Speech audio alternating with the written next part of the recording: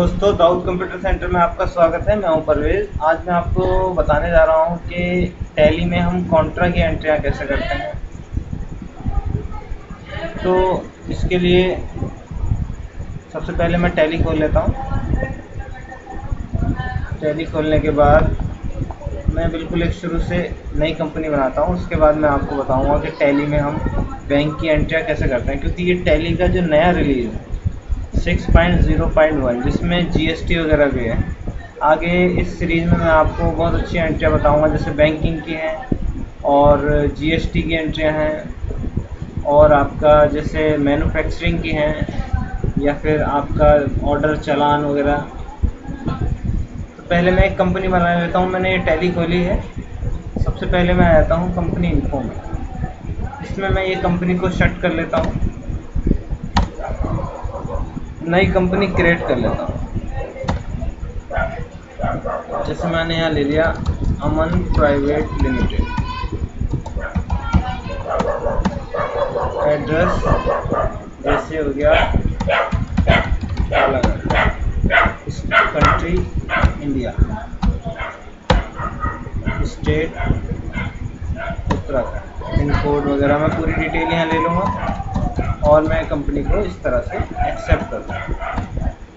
पहले तो मैंने कंपनी बना ली, एस्केप से पीछे आ जाऊँगा।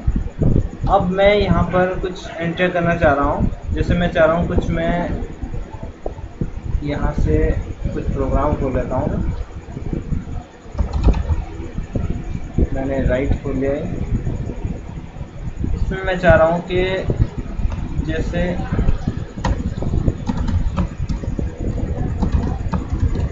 रिसीव फ्रॉम डायरेक्ट, जैसे मैंने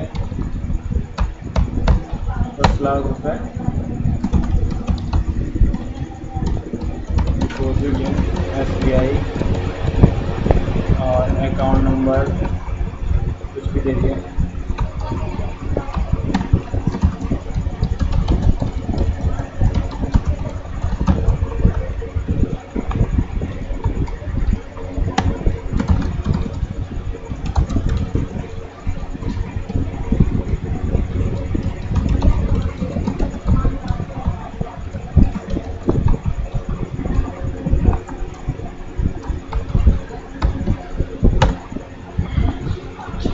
receive from director.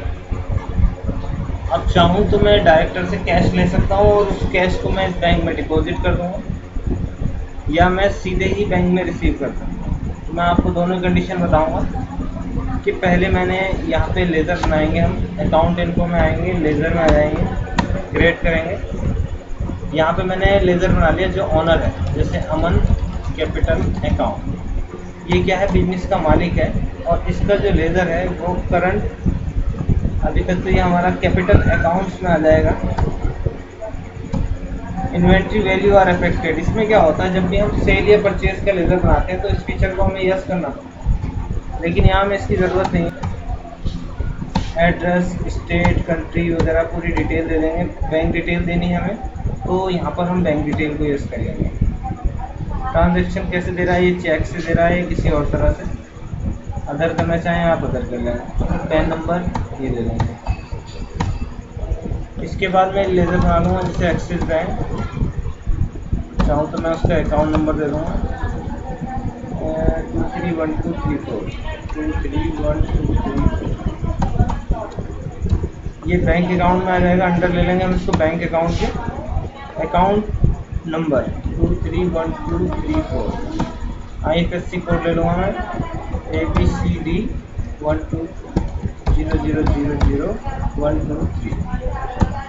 IFSC code जो होगा उसमें शुरू के 4 कैरेक्टर अल्फ़ाबेट के होंगे और 7 कैरेक्टर लास्ट के वो नंबरिक के होंगे। अगर हमारे पास टैली का ओरिजिनल वर्जन है तो यहीं से हम बैंक सेलेक्ट कर सकते हैं। जब इसको इंटरनेट से कनेक्ट करते हैं तो यहीं से बैंक नेम वगैरह आ जाएगा। ब्रांच वैली मैंने जैसे कालागढ़। चेकबुक अगर मैं बनाना चाहता हूँ तो इसको यस कर लेंगे। फ्रॉम नंबर जैसे मैं चाह रहा हूँ यहाँ से शुरू कर लूँगा मैं।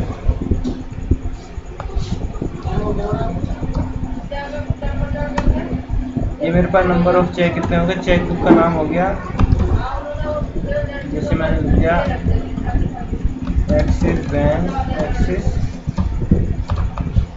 चेक।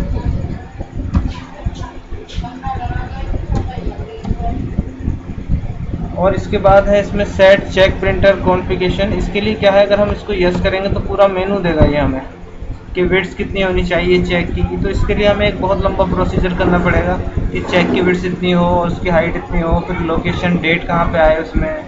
इसको फिलहाल मैं छोड़ देता हूँ, इसको नो कर लें और इसका एड्रेस देते हैं।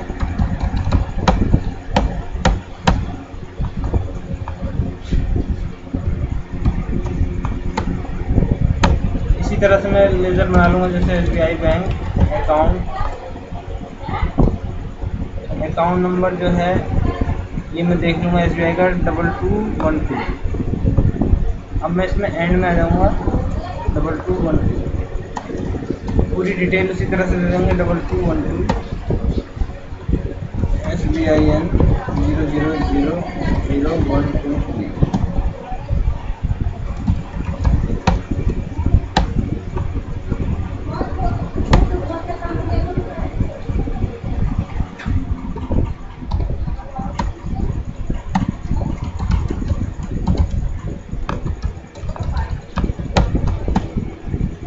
कॉन्फ़िगरेशन नो कर देते हैं, बाकी पूरी डिटेल इसमें दे देते हैं, एक्सेप्ट कर लेंगे। इस तरह से मैं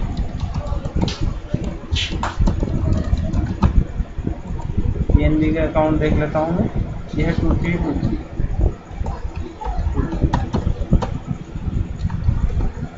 फिलहाल तो मैंने एक वैसे ही अकाउंट नंबर दिया है, आप अपने इसको सही तरीके से ले सकते हैं।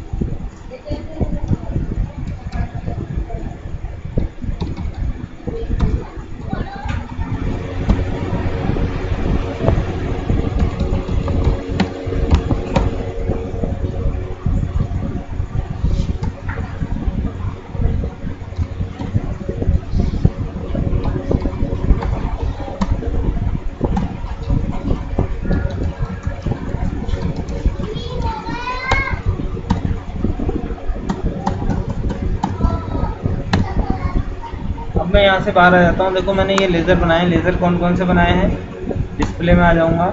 एक तो मैंने ऑनर का लेज़र बनाया है, नंबर 2 मैंने एक्सिस बैंक का लेज़र बनाया है, कैश का और प्रॉफिट एंड लॉस का लेज़र पहले से बना होता है इसमें।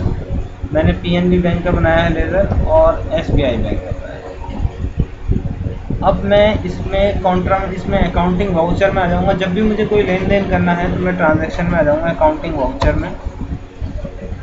यहाँ से मैं F4 कॉन्ट्रा में, अगर मैं किसी और वाउचर में हूँ तो F4 से कॉन्ट्रा में आ जाऊँगा।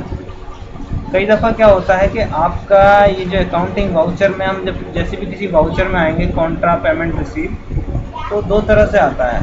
जैसे F12 में क्या होता है, इसकी कॉन्फ़िगरेशन होती है। मैं F12 में आ जाऊँगा, यूज़ सिंगल एंट्री मोड। इसको क्या करते हैं, तो मैं यस कर लूँ, इसको भले ही यस कर लूँ या नो ही रहने दूँ, कोई दिक्कत नहीं है इससे। तो आप देखेंगे कि अकाउंट्स आ गया ऊपर, नीचे पार्टिकुलर में आ गया।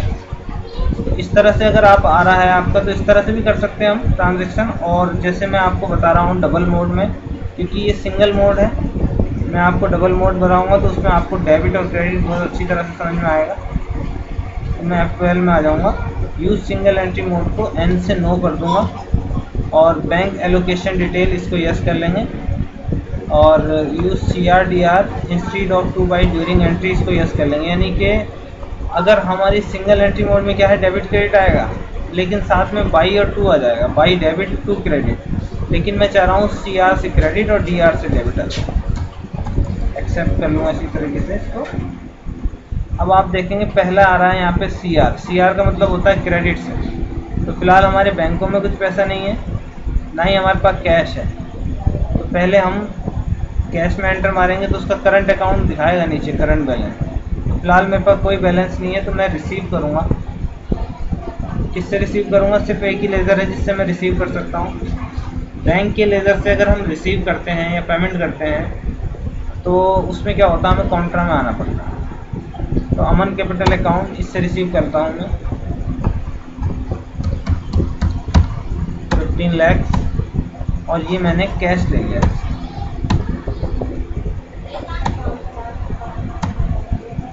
कैश लेने के बाद अब आप देखेंगे हम इसको कॉन्ट्रा में कैसे करेंगे। देखो कॉन्ट्रा का काम क्या होता है, ये है हमारा कॉन्ट्रा वाउचर। इसका काम होता है कि डिपॉजिट कर सकते हो, डिपॉजिट कैश टू बैंक और विड्रॉल फ्रॉम बैंक,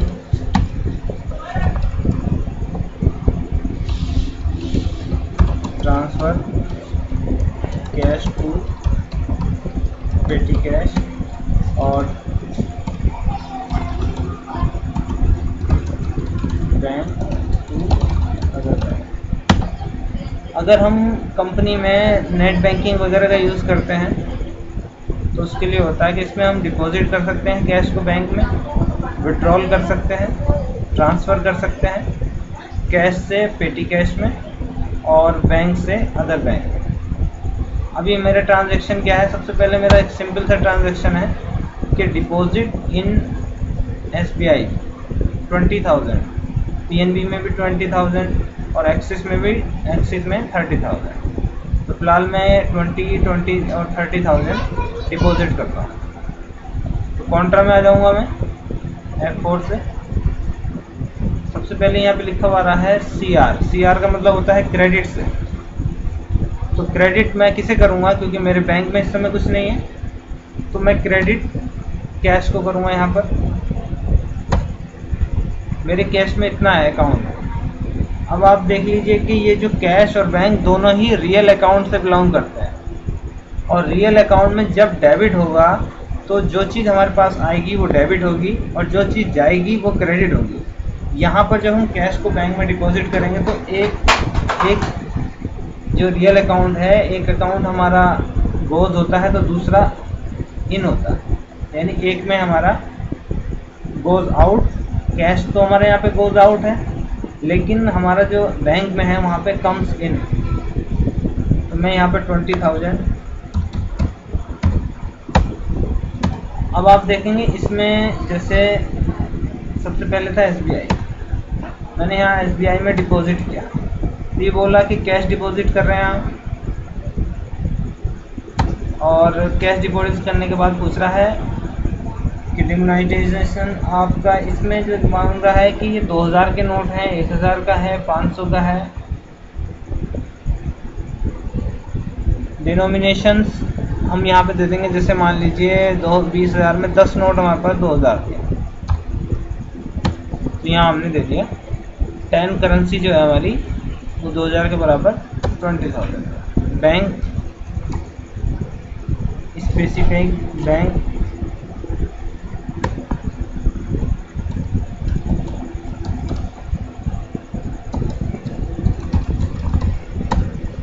यहाँ पे हमने बैंक का नाम लिया। तो इस तरह से मैं एक्सेप्ट कर दूँगा। तो मैं 20,000 रुपये SBI में डिपॉजिट कर चुका हूँ। इसी तरह से मैं तीनों को डिपॉजिट करूँगा।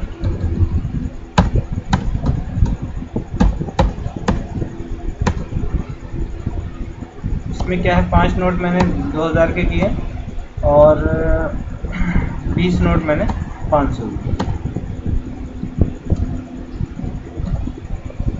यहाँ फिलहाल मैं नॉट एप्लीकेबल कर सकता हूँ। यहाँ नरेशन में लिख सकता हूँ कि डिपॉजिट इनटू PNB। इसके बाद फिर अब की बार है 30,000।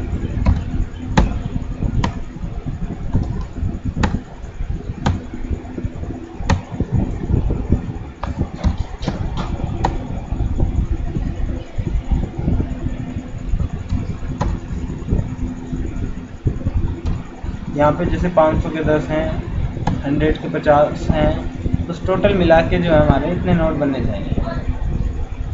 एक्सेप्ट कर दूँगा मैं।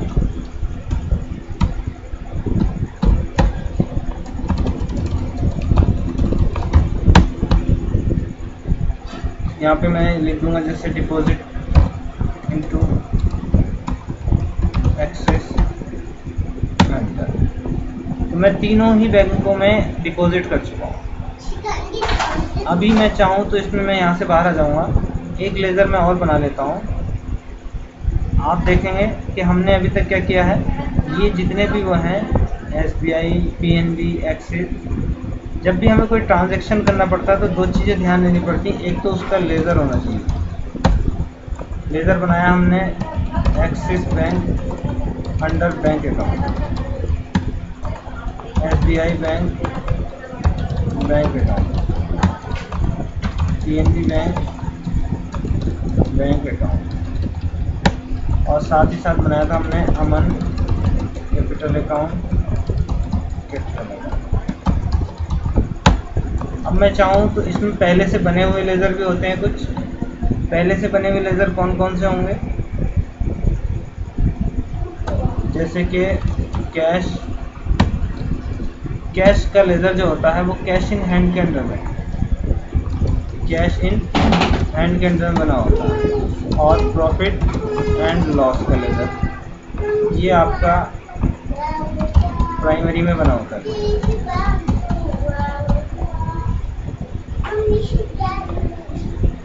अब मैं चाहूँ तो कैश के अंदर में एक लेज़र और बना लेता हूँ, पेटी cash under cash in hand.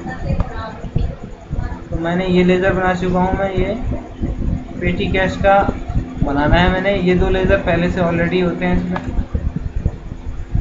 मैं पेटी कैश का लेज़र और बना लेता हूँ। अकाउंट इन्फो में आ जाएंगे, लेज़र। अब आप देखेंगे टैली में जितने भी हमें वर्ड दिखाई दे रहे हैं, ये जो डार्क में है, ये इसकी शॉर्टकट की है। जैसे क्रेडिट में जाना है तो C प्रेस करेंगे तो क्रेडिट में आ जाएंगे। पेटी कैश अंडर कैश इन है। प्रोवाइड बैंक डिटेल, इसमें भी बैंक डिटेल दे सकते हैं। फिलहाल हमें बैंक डिटेल नहीं लेनी है इसमें, तो कर यहाँ से बाहर आ जाए।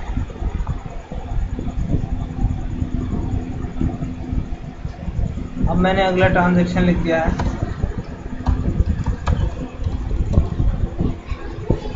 Transfer from main cash account to petty cash.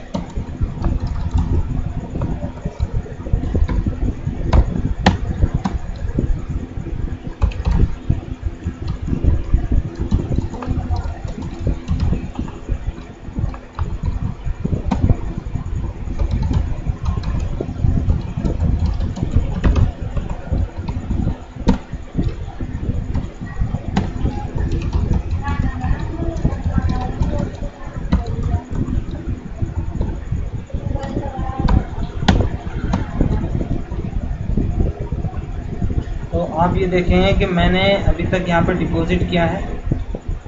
अब मैं क्या करता हूँ, ट्रांसफ़र करता हूँ मेन कैश अकाउंट से पेटी कैश अकाउंट में 50,000। तो कैसे करेंगे हम, अकाउंटिंग वाउचर में आ जाएंगे, कैश अकाउंट ले लेंगे, क्योंकि हमने मेन कैश अकाउंट से जिस अकाउंट से हमने निकालना है वो अकाउंट क्रेडिट में आ जाएगा। 50,000 किस में ट्रांसफ़र कर रहे हैं हम, पेटी कैश। नरेशन लिखना चाहें नरेशन लिख सकते हैं, एक्सेप्ट। अगला ट्रांजैक्शन है कि ट्रांसफ़र हो गया है विड्रॉल फ्रॉम SBI, 5,000 PNB से भी और एक्सिस से भी, तीनों से 5-5 हज़ार रुपये निकालने हैं। तो एक्सिस से निकाल लेते हैं। एक्सिस को पहले ले लेंगे क्योंकि यहाँ से हमारा, क्योंकि ये जो है आप देखेंगे कि CR क्रेडिट, ये क्रेडिट के नीचे आ रहा है, एक्सिस बैंक क्रेडिट के नीचे आ रहा है।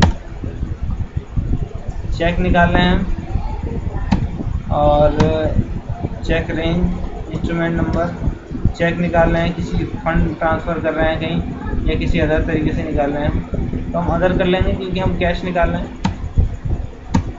इंस्ट्रूमेंट नंबर, इंस्ट्रूमेंट डेट दिया जाएगा।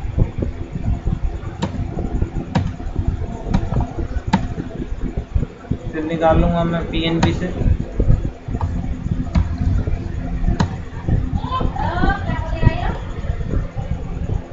अब मैं चेक निकालना चाहूँ तो चेक में ये आ जाएगा मेरा चेक। ये रेंज है मेरे चेक की जो मैंने शुरू में बनाई थी। चेक नंबर मैंने शुरू का ले लिया।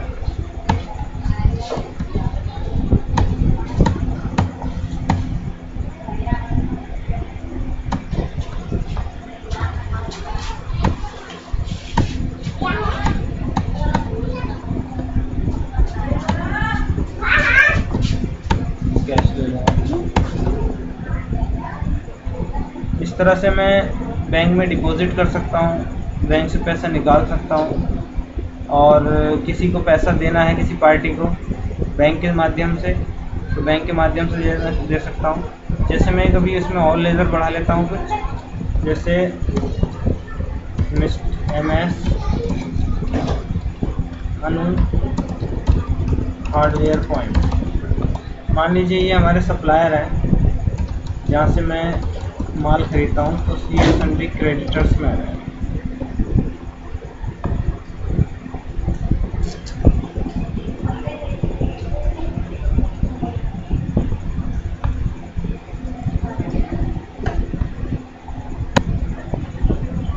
और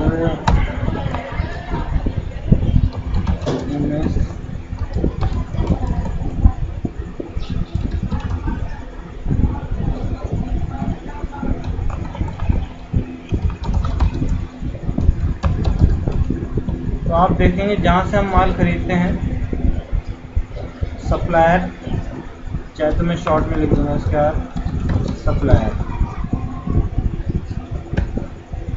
और इसके आगे मैं लिख दूँगा कस्टमर।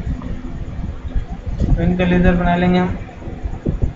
MS अनु हार्डवेयर पॉइंट, यहाँ से बाहर आ जाऊँगा मैं।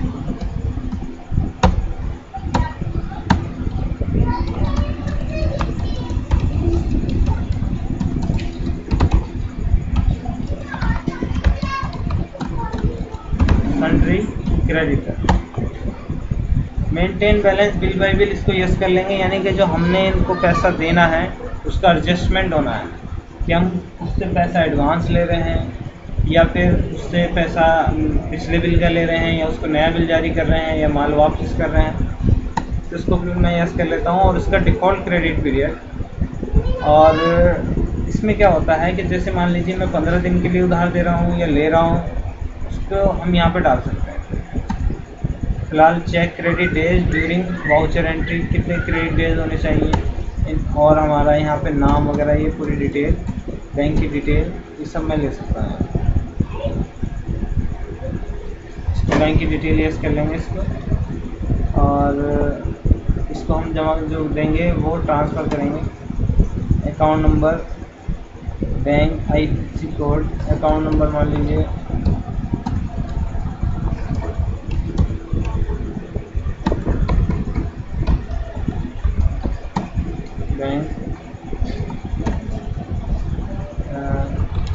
बैंक ऑफ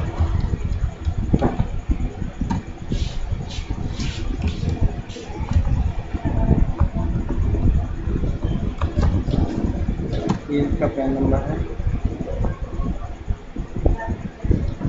पैन नंबर थोड़ा सा गड़बड़ हो गया है।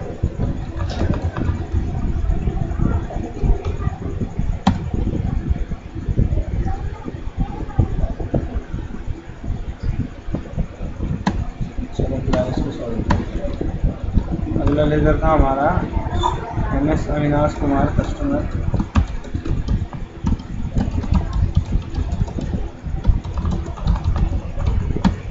ये ले लूँगा मैं सन्ड्री डेप्टर में।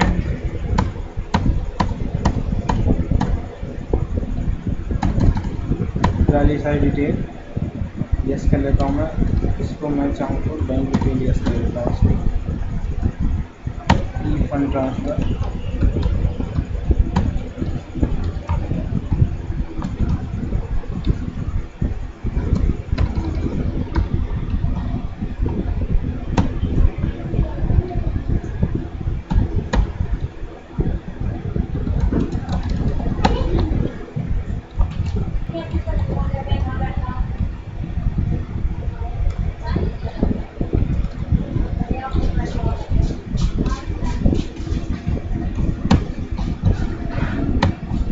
एक्सेप्ट कर लूँगा।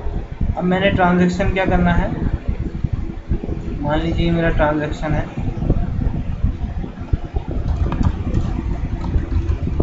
Receive from Avinash as a advance,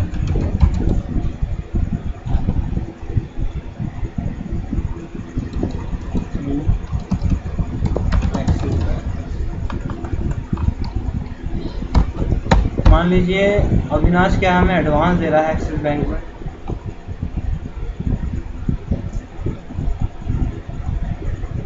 या फिर मैं एक्सिस बैंक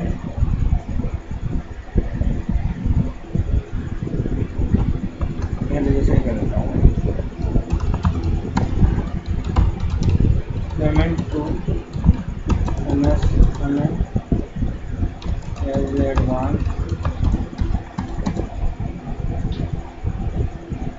फ्रॉम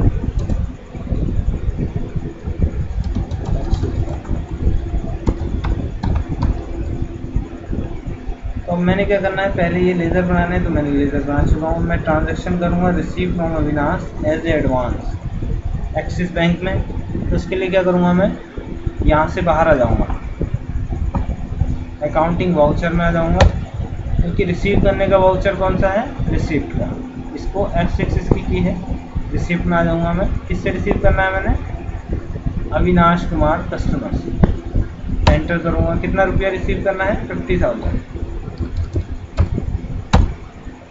कैसे दे रहा है मुझको, एडवांस वाउचर नंबर 2 आ जाएगा।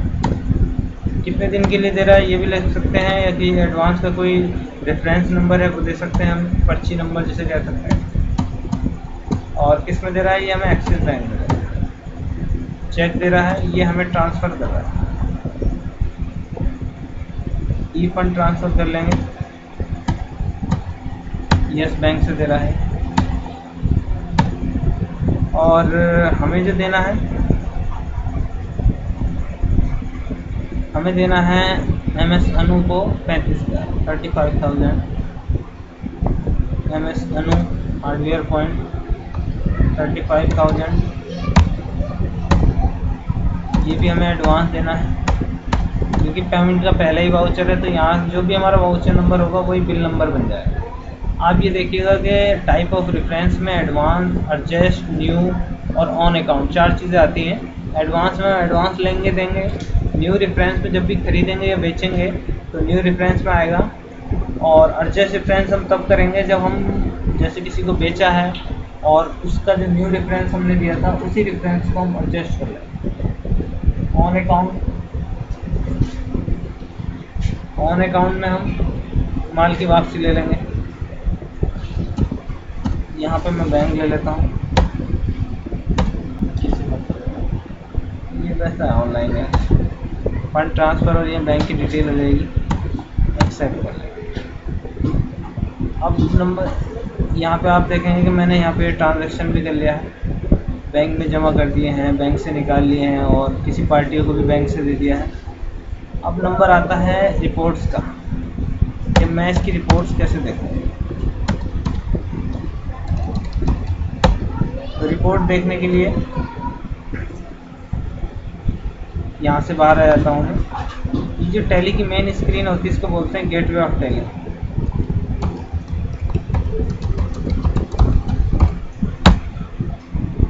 यहाँ पे आके कई तरीके हैं इसको देखने के। बैलेंस शीट में देख सकते हैं हम कि हमारे पास बिजनेस के जो ऑनर ने कितना रुपया लगाया है।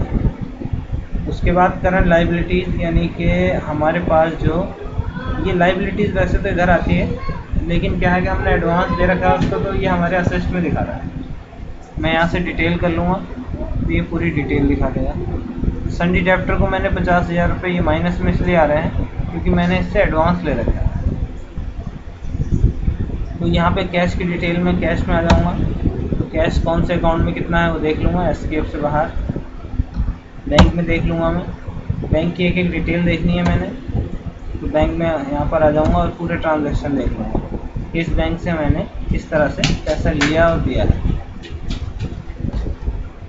और भी तरीके हैं। मैं प्रॉफिट एंड लॉस में आऊँगा तो इस समय प्रॉफिट एंड लॉस कुछ नहीं दिखाया क्योंकि कोई भी इनकम और एक्सपेंस नहीं हुआ है। डिस्प्ले अकाउंट बुक में आ जाऊँगा, कैश बैंक बुक, यहाँ पे मेरा कैश बैंक बुक दिखाएगा।